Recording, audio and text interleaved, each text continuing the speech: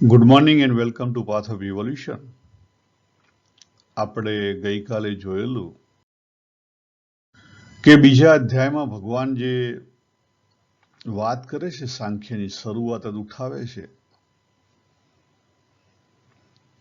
પહેલું તો અર્જુનજીને રિયાલિટી બતાવે છે કે ભાઈ આમ તમે બુદ્ધિશાળીની વાત કરો છો, પણ જે ખરેખર બુદ્ધિશાળી માણસો સમજે છે એવું તો તમે સમજવા માંગતા નથી.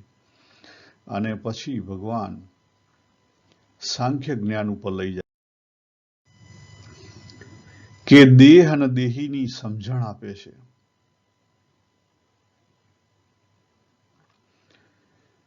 આ જગતની રિયાલિટીની સમજણ આપે છે કે અનુકૂળતા અને પ્રતિકૂળતા તો આવશે. એ પરિસ્થિતિને લઈને આવે છે અને પરિસ્થિતિ ઊભી થાય છે. એ આપણા હાથની વસ્તુ નથી. એ કોસ્મિક ફ્લો છે, પ્રકૃતિ છે.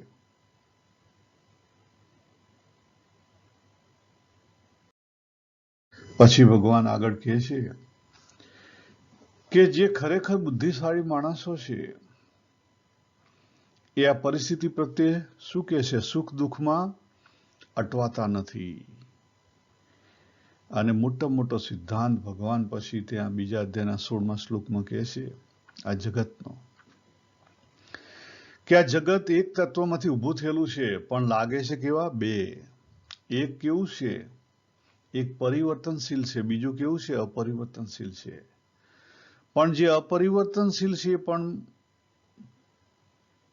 જે પરિવર્તનશીલ છે પ્રકૃતિ, એ પણ અપરિવર્તનશીલ જે પરમાત્મા તત્વ છે એના આધારે ઉભેલી છે.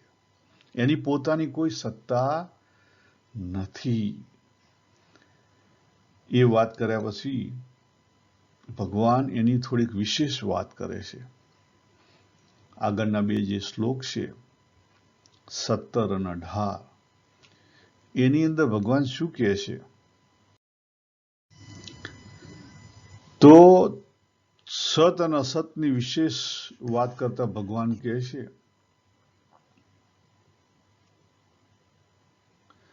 કે હે અર્જુન, તું અવિનાશી એવું જે તત્વ છે એને જાણ અને એને સમજ કે આ જે દ્રશ્યમાન સર્વમ, એટલે કે આ દ્રશ્યમાન જે જગત છે એ જગત માં એ અવિનાશી તત્વ કેવું છે? વ્યાપ્ત છે. બધે જ છે, ક્યાં નથી એ શંકા છે. બધે છે, ઠાંસો ઠાંસ ભરેલું છે. અને આ કેવું છે? અવ્યય છે. એનો કોઈ નાશ નથી થતો. એ ઘટતું નથી, વધતું નથી, અવ્યય છે. એનો વ્યય થતો નથી. વ્યય થવો એટલે ઘટી જવું.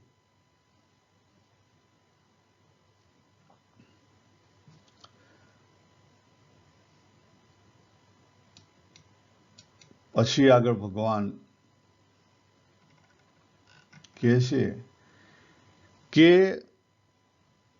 આ જે નાશ રહિત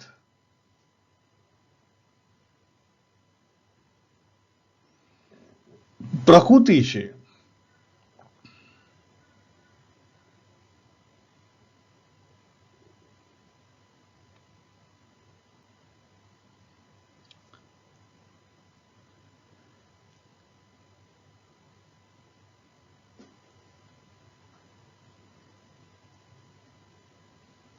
એ કોના આધારે છે?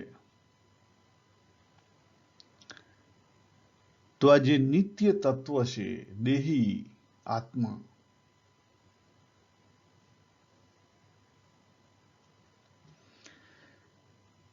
એ જે નિત્ય તત્વ આત્મા છે એના બધા શરીરો કેવા છે? નાશવંત છે. એનું જે કંઈ પણ છે બધું કેવું છે? નાશવંત છે. એટલે જે શરીર છે દેહ, દેહ કેવો છે? મરણ ધર્મા. એનો દેહી કેવો છે? અમર. દેહી અમર છે અને દેહ મરણ ધર્મા છે. આ વસ્તુ બહુ અગત્યની છે. 18મા શ્લોકમાં ભગવાન એ કહેવા માંગે છે.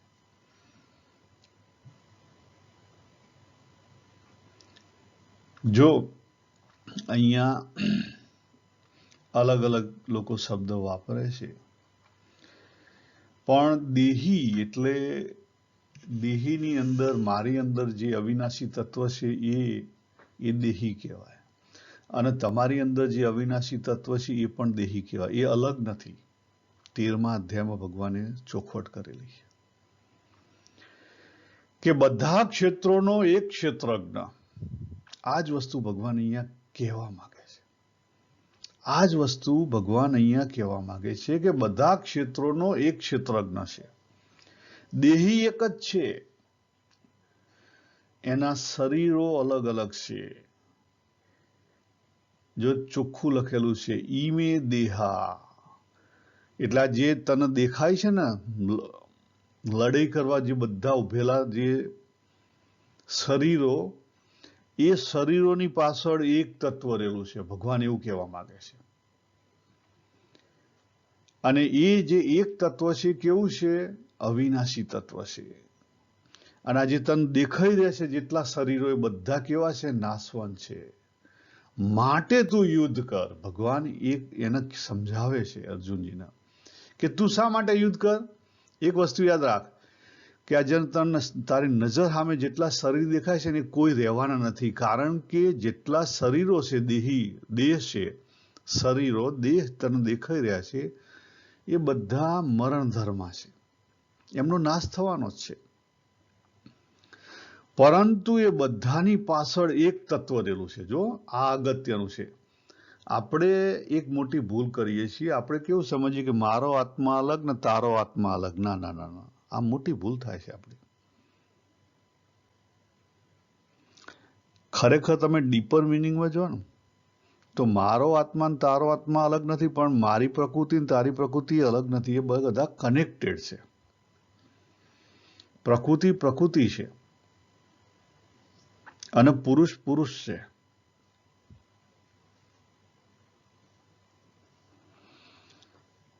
બીજી ભૂલ મોટામાં મોટી આપણી કેવી થાય ખબર? આપણા શાસ્ત્રોએ ઘણી બધી વાતો જે સંત મહાત્મા હોય ને એમના પોતાના અનુભવની વાત કરી. દાખલા તરીકે ભગવાને આજે વાત કરી કે આત્મા અમર છે, તો એ કોનો અનુભવ છે? જ્ઞાનીનો અનુભવ છે. આપણો, મારો અનુભવ નથી, તમારો અનુભવ કદાચ નથી. હવે મારો અનુભવ નથી કે આત્મા અમર છે અને આપણું મૃત્યુ નથી. બરાબર? અનુભવ હોત તો પછી આ દેહ ધારણ કર્યો ના હોત. એ અનુભવ નથી. અને શાસ્ત્રમાંથી વાત પકડી લીધી એટલે માની લીધું. આપણે ત્યાં હિન્દુસ્તાનમાં નાનામાં નાનું છોકરું હોય ને એ પણ માની લે કે હું તો આત્મા છું, આત્મા અમર છે. એટલે પછી જે માઇન્ડ છે ને એ માઇન્ડ એની ગેમ ચાલુ કરી દે. માઇન્ડ એની ગેમ ચાલુ કરી દે. શું જ ગેમ ચાલુ કરે?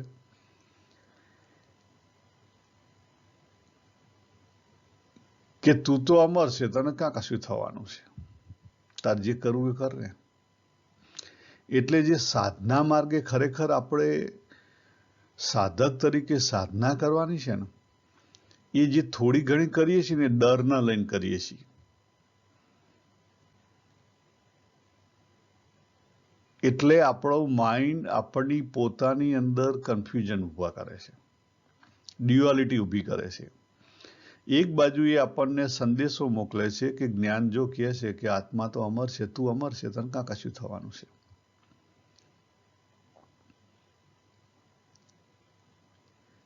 અને બીજી બાજુ આપણો પોતાનો અનુભવ છે કે આપણા સંબંધીઓ ધામમાં જાય છે. આપણે એ જે મૃતદેહ જોયેલા છે, નજર જોયેલા છે, એટલે એ પણ વસ્તુ માઇન્ડમાં છે. બંને વસ્તુ કન્ફ્યુઝન ઊભું કરે છે, એકબીજા ઉપર હાવી થાય છે, સમય એકબીજા ઉપર હાવી થાય છે. એટલે આપણી અંદર ક્લેરિટી નથી. જો સૌથી વધુમાં વધુ આપણે સાચા અર્થમાં સ્પિરિચ્યુઅલ પાથ ઉપર કેમ આગળ નથી વધી શકતા? તમે જો સિમ્પલ જુઓ તો ઇન્ડિયાની અંદર સૌથી વધુ આત્માની વાતો છે, છતાં સૌથી વધુ કરપ્શન, ખોટું, બધી જ વસ્તુ ઇન્ડિયામાં છે. કેમ છે? કારણ કે આપણને નાનપણથી જ ખબર છે કે આપણે તો અમર છીએ. આપણે કેવું છે, ખીચડી થઈ ગયેલા છીએ. એટલે આપણે જાતે કંઈ કરવા માંગતા નથી.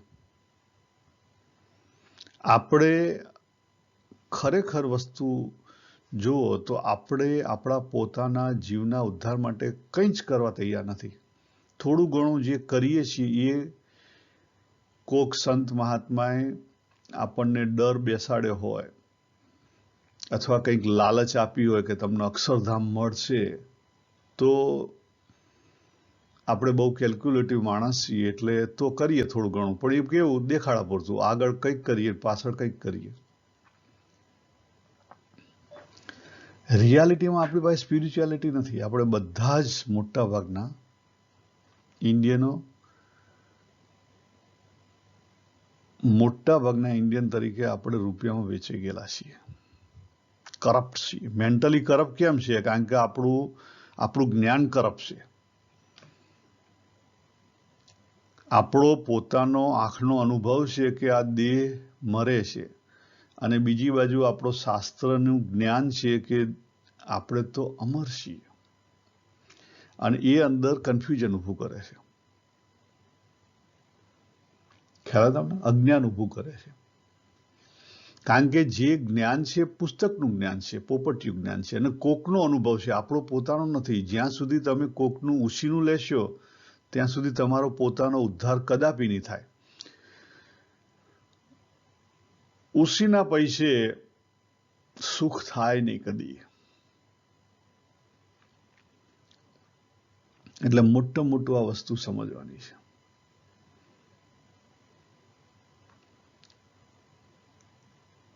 જ્ઞાની માણસોનો જે અનુભવ છે એને જો તમે અજ્ઞાની તરીકે એને એક્સેપ્ટ કરો તો એ મુશ્કેલી ઊભી કરે. કબીરજી જ્યારે એમને જ્ઞાન થયું પછી એમને જે વાત કરી, તું કા તું, બરાબર, પછી ભગવાન નિરાકાર છે, એ બધી જે વાતો ચાલુ કરી, એને લઈ અત્યારે જે એમના ફોલોવર છે એ શું છે? બધા અજ્ઞાની છે. કારણ કે એ બધા સાધક છે. સાધક એટલે અજ્ઞાની. કંઈક અંશે અજ્ઞાન હોય સાધક કહેવાય. અને પછી એ લોકો એને પકડી લે એટલે શું થાય? સાકાર સ્વરૂપનો દ્રોહ કરે. અને ભગવાને વાત કરી છે કે પરમાત્મા તત્વનો દ્રોહ કરશો તમે તો તમે વધારે ઊંડા જશો. યાદ રાખો, ભગવાને રાગ અને દ્વેષની ના કેમ પાડી છે? દ્વેષની ખાસ વારંવાર કેમ ના પાડી છે? કારણ કે દ્વેષ કરવાથી જાણે અજાણે પરમાત્મા તત્વનો દ્રોહ થાય છે. આપણે સાચા અર્થમાં પરમાત્મા તત્વને સમજ્યા નથી, એટલે પરમાત્મા તત્વનો જાણે અજાણે દ્રોહ થાય છે. અને જે સ્વરૂપના આધારે તમે ઉભેલા છો એ સ્વરૂપનો તમે દ્રોહ કરો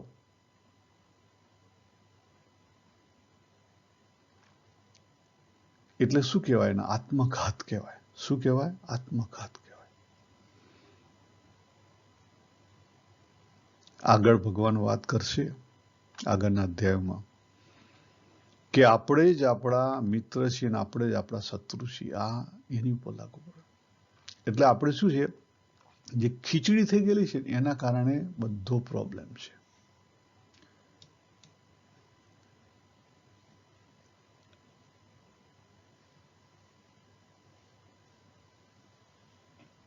હવે ભગવાન જે વાત આગળ 2 શ્લોકમાં કરી, 3 શ્લોકમાં, એને અલગ રીતે સમજાવે છે. એને અલગ રીતે સમજાવે છે. શું કહે છે ભગવાન 19મા શ્લોકમાં? કે જે વ્યક્તિ આજે અવિનાશી તત્વ છે એ નાશવંત છે એવું સમજે છે, અને જે વ્યક્તિ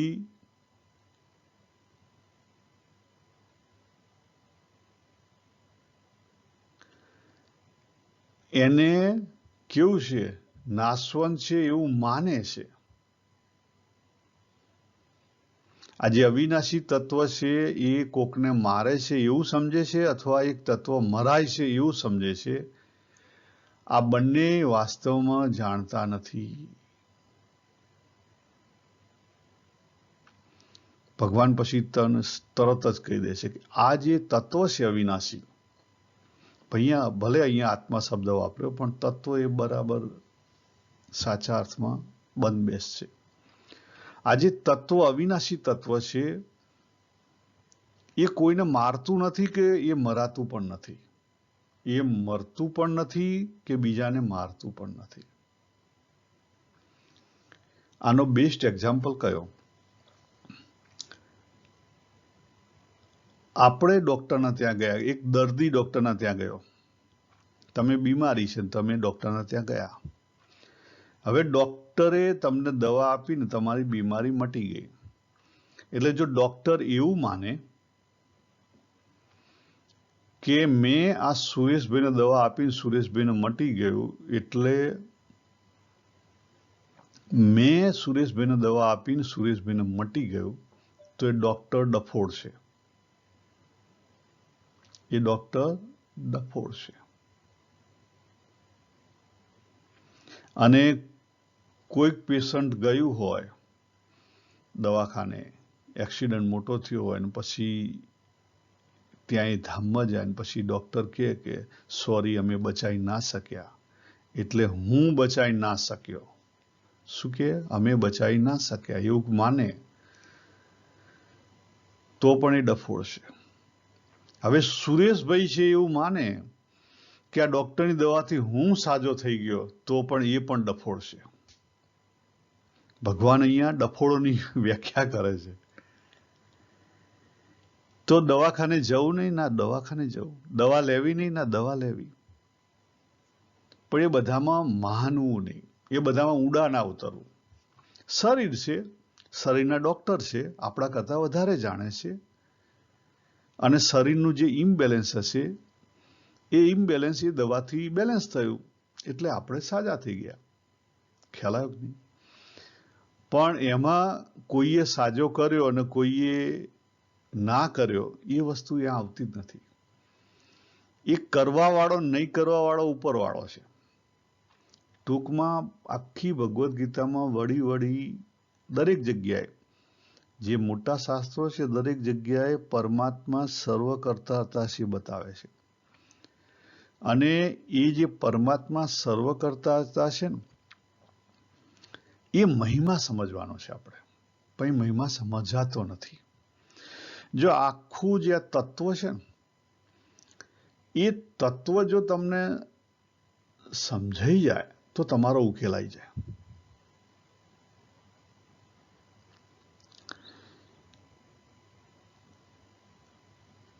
ટુ 2015માં મહંત સ્વામી મહારાજ અહીંયા બ્રિસ્બેન આવેલા અને સારો એવો લાભ મળેલો એટલે મીન્સ કે એ પહેલા અનેક વર્ષોની જે ભગવદ્ ગીતા અને સ્વામિનારાયણ વચનામૃત ને બધી સ્વામીની વાતો ને બધું જે થિયોરિટિકલ જ્ઞાન હતું એમાં આ બધા ડખા હતા જ. કારણ કે જેમ જેમ ઊંડા ઉતરી એમ ઘણા બધા પ્રશ્નો હતા. એટલે છેલ્લે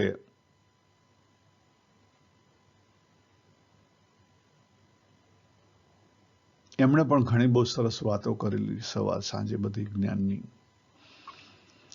મેં છેલ્લે એમને પત્ર લખ્યો કે સ્વામી આ બધા ડખા છે, થિયરીમાં તો બધું સારું લાગે છે પણ પ્રેક્ટિકલમાં કંઈ આવતું નથી. ત્યારે એમણે બ્રિસ્બેનથી જતી વખતે પ્લેનમાંથી એક કાગળ લખેલો, એમાં 4 વસ્તુ લખેલી.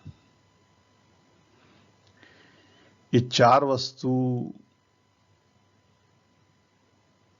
ટૂંકમાં કહું તો એ જ લખેલું કે આ જે તત્વ છે, તમે ગમે તે ધર્મ પાળતા, તમે મુસ્લિમ ધર્મ હોય કે ઈસાઈ ગમે તે હોય, સ્વામિનારાયણ હોય કે બીજો હિન્દુ ધર્મ, પણ આ જે તત્વ છે, કારણ કે સ્વામી અક્ષર પુરુષોત્તમ સ્વામિનારાયણની વાત કરે, બરાબર, પણ આ જે તત્વ છે એમનો કહેવાનો શું હતો, આ જે તત્વ છે, તત્વની એકવાર ઓળખાણ થઈ કે આ ભગવાને વાત કરી કે તત્વની, બરાબર, તો એ તત્વ છે, તત્વની પ્રાપ્તિ થઈ કહેવાય. શું થયું કહેવાય? પ્રાપ્તિ થઈ કહેવાય. એ પછી ભગવદ્ ગીતા રૂપે પ્રાપ્તિ થઈ હોય, વચનામૃત રૂપે પ્રાપ્તિ, જે રૂપે તમને પ્રાપ્તિ થઈ હોય, તમારા ગુરુ રૂપે પ્રાપ્તિ થઈ હોય, પણ તત્વને પકડો. જો ગુરુના દેહને પકડશો તો મુશ્કેલી થશે,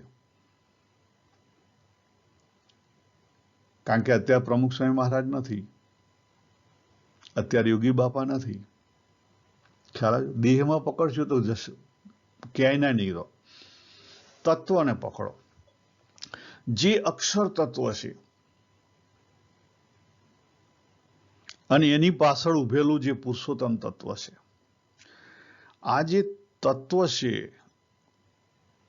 જેનો કદાપી નાશ નથી થતો, જેને તમે બ્રહ્મન કહો કે અક્ષર કહો, જે કહેવું એ કહો, પણ આ જે એક જ તત્વ છે, બે તત્વ નથી. તમે જો બે તત્વમાં જશો તો મુશ્કેલી થશે. તત્વ રૂપે એક જ તત્વ છે. એ એક તત્વને પ્રાપ્તિ થઈ. હવે એનો મહિમા સમજવાનો છે, પણ મહિમા આપણે સમજી શકતા નથી.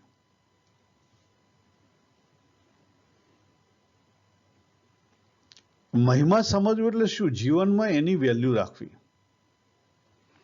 આપણે જીવનમાં એની વેલ્યુ રહેતી નથી. મેં બે વાત કરી કે આપણી વેલ્યુ સમય જતી રહે, આપણા દેહ ઉપર જતી રહે, આપણા સંસાર ઉપર જતી રહે. વાત તો કરીએ આત્મા અમર છે, પણ એની વેલ્યુ 0. આપણી પોતાની જાતના આપણે ઘડીએ ને પડીએ વેચી મારીએ છીએ. એટલે બીજી સલાહ એ લખેલી કે પ્રેક્ટિકલમાં કેવી રીતે આવે, તો પહેલી વસ્તુ પ્રાપ્તિ થઈ ઓળખો. એ ઓળખ્યા પછી, કારણ કે હજી તો ઓળખી છે, આપણે બુકમાંથી ઓળખી છે કે આ ગુરુએ કીધી એટલે ઓળખી છે, આપણા પોતાના અનુભવમાં તો આવી નથી. પછી એનો મહિમા વધારો, વેલ્યુ સિસ્ટમ વધારો, એને મહત્વ આપો, બીજા કશાને મહત્વ નહીં આપો. હવે વ્યવહારમાં જશો એટલે તમને રાગ અને દ્વેષ, લાઈક ને ડિસલાઈક આવશે, કોઈ ગમશે, કોઈ નહીં ગમે, પણ એમાં નહીં જો, એમાં તમે સમત્વ રાખો. તમે શું જુઓ? એની પાછળનું જે તત્વ ઉભેલું છે જુઓ.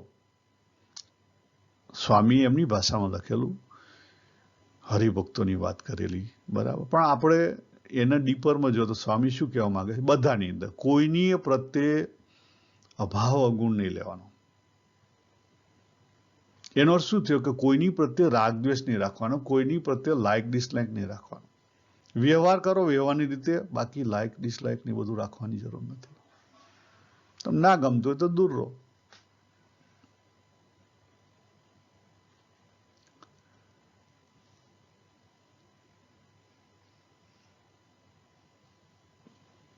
તો પછી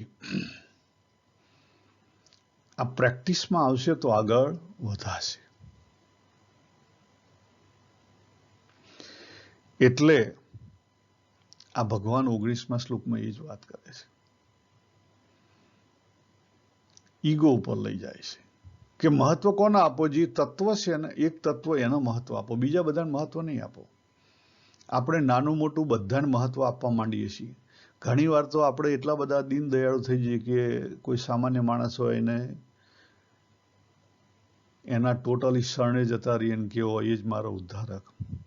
ના ના, એના શરણે જવું તો જો, નો ડાઉટ, પણ ઉદ્ધારક એની અંદર રહેલું તત્વ છે એને માનો, એને નહીં માનો. નહીં તો મુશ્કેલી તમારી જાતે ઊભી કરશો તમે.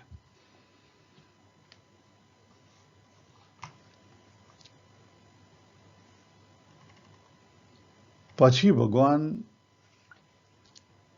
આગળ શું વાત કરે છે? બહુ સરસ વાત કરે છે. જે આ જે તત્વ છે એની વાત કરે છે. આ જે એક તત્વ છે,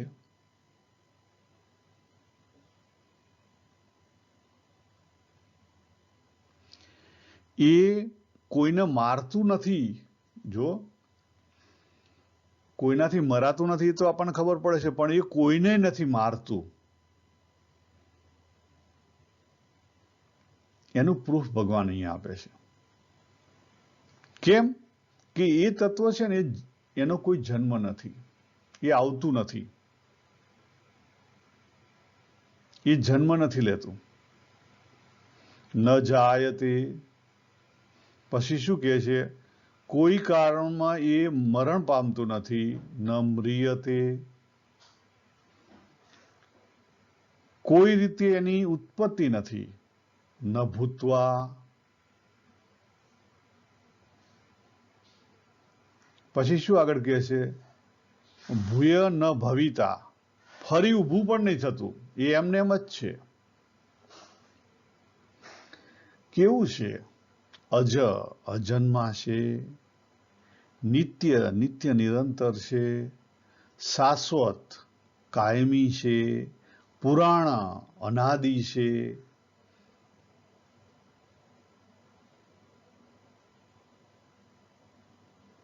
પછી છેલ્લે વાત કરે છે, શરીરે હન્યમાને ન હન્યતે, શરીરના નાશ થવાથી એનો નાશ થતો નથી. આ યાદ રાખો. જો આપણે ભગવાને આગળ 7મા અધ્યાયથી 11મા અધ્યાય સુધી જે બધી યોગ અને વિભૂતિની વાત કરી, ત્યાં ભગવાને પાછું ફરી કીધું છે કે પરમાત્મા જે તત્વ છે ને એને અજન્મ માને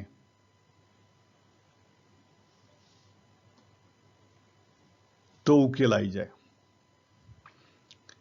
જો પરમાત્મા તત્વને અજન્મા કેવી રીતે માની શકાય? તો એના માટે આપણે પોતે સાધના કરવી પડે, આપણે પોતે અંદર ઉતરવું પડે, આપણી અંદર જે પરમાત્મા તત્વ પ્રકાશી રહ્યું છે એનો અનુભવ કરવો પડે. અને એકવાર જો આપણે એનો અનુભવ કરીએ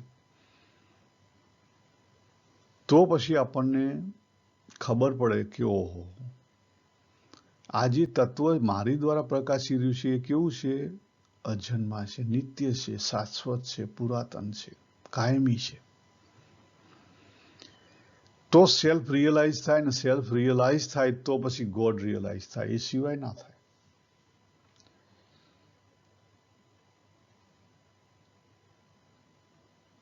તો આપણે અહીંયા જે ભગવાને આત્માના અનુલક્ષીને કીધું છે, કારણ કે અર્જુનને સમજાવે છે. પાછળ જે ભગવાને વાત કરી 7 થી 11 ની અંદર એ પરમાત્માના અનુલક્ષીને કરેલી છે. પણ બંને કેવું છે? સ્વભાવ સ્વરૂપે એક છે. એટલે પાછું તમે એવી ભૂલ ના કરતા કે મારી અંદરથી પરમાત્મા તત્વ પ્રકાશી રહ્યું છે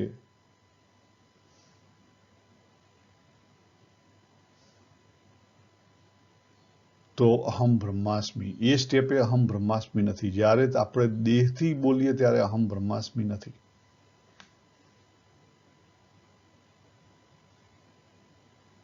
અહમ મૂકી દઈને જે અનુભવ થાય એ બ્રહ્માસ્મિ ખરો. એટલે શબ્દોની મર્યાદા છે, એને સમજી એનો ઉપયોગ કરજો, નહીં તો મુશ્કેલી વધશે, ઘટશે નહીં. તો અહીંયા આપણે પૂરું કરીએ. સર્વેને જય શ્રી કૃષ્ણ. હરિઓમ તત્સત. હરિઓમ.